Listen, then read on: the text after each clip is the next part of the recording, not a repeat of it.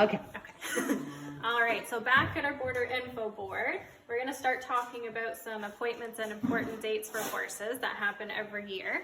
So first up is our vet appointments. So typically the horses will see the vet 1 to 2 times a year, sometimes more if they injure themselves, but typically 1 to 2 times. So first up in February, we have our 4-way vaccination. So typically we would get a 6-way vaccination and just have 1 appointment, but some horses will react negatively to that vaccination. So we have it broken up into 2 separate parts this year.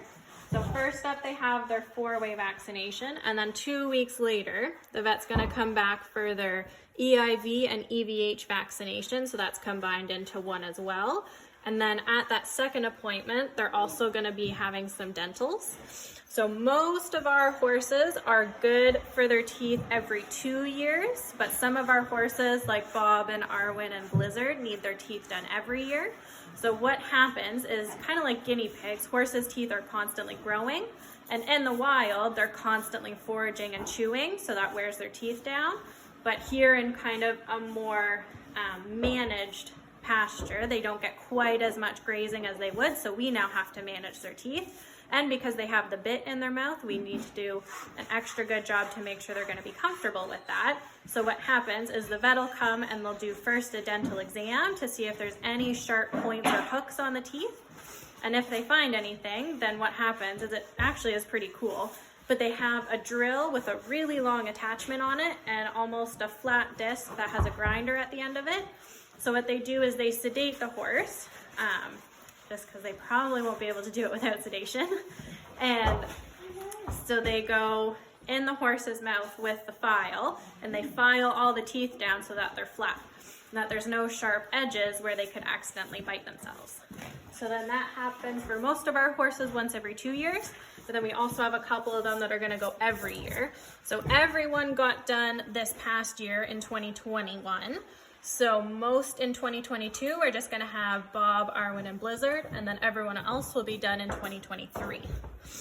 So next up is farrier. For our border horses, our farrier Tom is coming back on January 18th at 9 a.m. But all of our horses get done about every 8 weeks, because that's about how fast the hoof grows. It grows about 1/4 of an inch every month. So then by the time Tom's comes back, their hoofs will have grown about 1/2 inch. And that's just to make sure that they have a nice, strong, good surface for when they're in their lessons. If they get much longer than that, they're gonna start tripping and not be as coordinated. So then he just makes sure they're nicely shaped and in good shape for those lessons.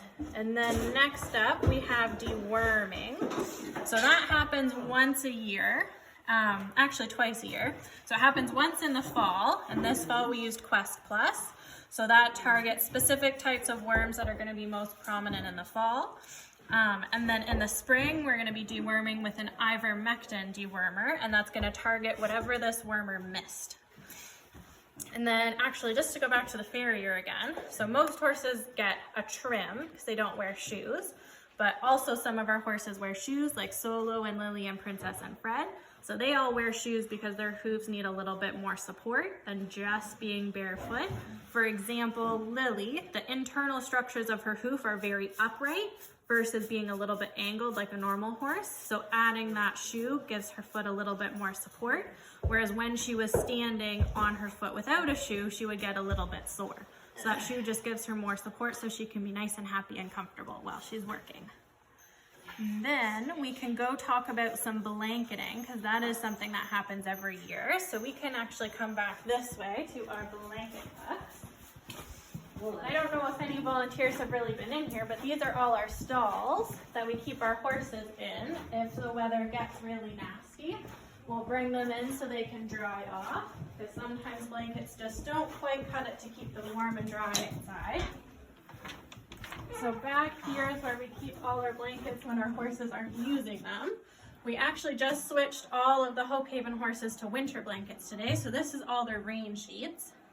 But essentially what happens is in the spring and the fall, when it gets below about 10 degrees and it's raining, that's when we'll put our rain sheets on. Because horses' coats do a really good job of keeping them warm, but once they get wet, they can't really keep themselves warm.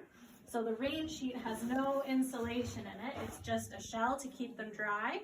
And then their winter coat keeps them as warm as possible.